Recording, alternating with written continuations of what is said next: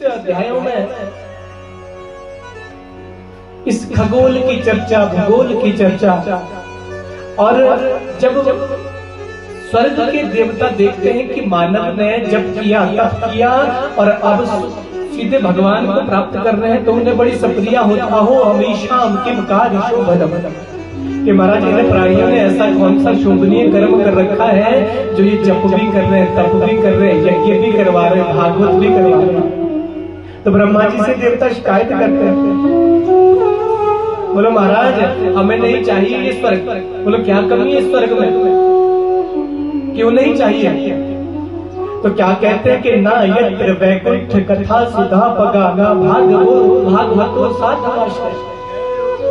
बोलो ना यहाँ भागवत की कथा मिलती है, ना साधुओं का संग मिलता है, ना संतों का संग मिलता है, ना यज्ञ करने को मिल रहा है। ब्रह्मा जी हम पे इतनी कृपा कर दीजिए कि इस मृत्यु मंडल का प्राणी हमें बना दिए। बोले गोविंद भगवान। इसके बाद राजर्षि परीक्षित ने, सुखदेव मुनि ने जैसे ही नरकों के विषयों में बताया, पंचम स्कंद के 26वें अध्याय में 28 प्रकार के नरकों के विषय में बताया है कि इस पृथ्वी से 99 लाख योजन नीचे 28 प्रकार के नरक। जो जीव जैसा कर्म करता है उसी के अनुसार उसे उस नरक में जाना पड़ता है और उसी प्रकार की प्रताड़ना उसे मिलती है। तामिश्र, अंत तामिश्र, रौरव, महारौरव, कुंभी, पाक, लाला, वक्ष, असी, पत्र, वन, ऐसे 28 प्रकार के। परीक्षित घबरा गया। बोलो गुरुदेव कोई ऐसा उपाय बताइए जिससे मुझे इन नरकों में न जाना पड़े। घबरा गए परीक्षित। बोलो परीक्षित घबराओ मत, ये तो धोबी घाट बताए गए हैं। धोबी घाट में कौन सा वस्त्र जाता है जो बिल्कुल मैला हो जाता है, जो साफ ना हो, उसे धोबी घाट बेचा जाता है और पटक पटक के साफ किया जाता है। बोला राजन वैसे ही इन नरकों में भी जीव को भेजा जाता है शुद्ध बुद्ध करने के लिए। तुम घबराओ। घबरा गए परीक्षित। गुरुदेव कोई ऐसा उपाय मुझे बताइए कि मुझे इन नरकों में ना जाना पड़े। तो एक ही उपाय, नरकों में ना जाना हो। कौन सा उपाय है? भगवान की शरणागति। केचित् केवल्या भक्त्या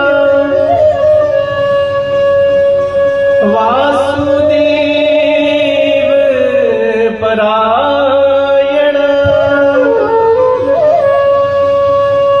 अघधुनवन्ति कात्सर्ये निहारमिव भास्कर।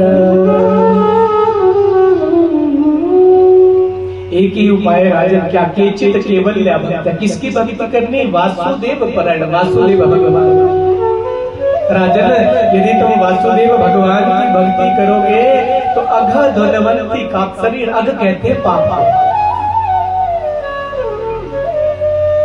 राजन तुम्हारे पाप उसी तरह से धुल करके साफ हो जाएंगे जिस तरह से निहार कहते प्रातः काल को।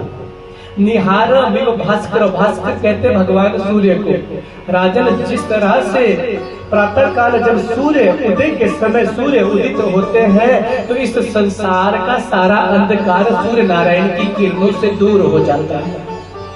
इसी तरह से राजन जब तुम भगवान की भक्ति करोगे तो तुम्हारे पाप भी जल करके भस्मीभूत हो जाएंगे। बोलिए गोविंद भगवान की जय। बोलो महाराज आप कोई उपाय बताइए। तो यहाँ पे एक आख्यान, अजामिलो उपाख्यान राजर्षि परीक्षित को सुखदेव मुनि सुनाते हैं कि कान्य कुब्ज दुजे कश्चित दासीपति अजामिला। कान्य कुब्ज नगर कहते हैं किसको? आजकल हम कन्नौज कहते हैं जिसको, कानपुर, जहां से गुलाब का जल आता है, गुलाब। वहां एक ब्राह्मण रहते थे, नाम था अजामिल। देखिए अजामिल कौन है? जानते हैं आप किस अजामिल की कथा हो रही है? पहले तो ये जानना जरूरी है कि कथा किसकी हो रही है। तो मैं बताऊं आपको, तो अजा कहते हैं माया। किसको कहते हैं? माया। तो माया में जो मिला है वो कौन है? अजामिल। तो बताइए वो किसकी कथा है? ये सब हमारे जीवन की कथा है। भागवत का एक एक प्रसंग आप उठा करके देखिए, हमारे जीवन में घटित होता है। ये अजामिल कौन है? हम अजामिल है, माया में हम मिले हुए। नामना नष्ट सदाचारो दास्या बड़ा ब्राह्मण वेद पाठी है।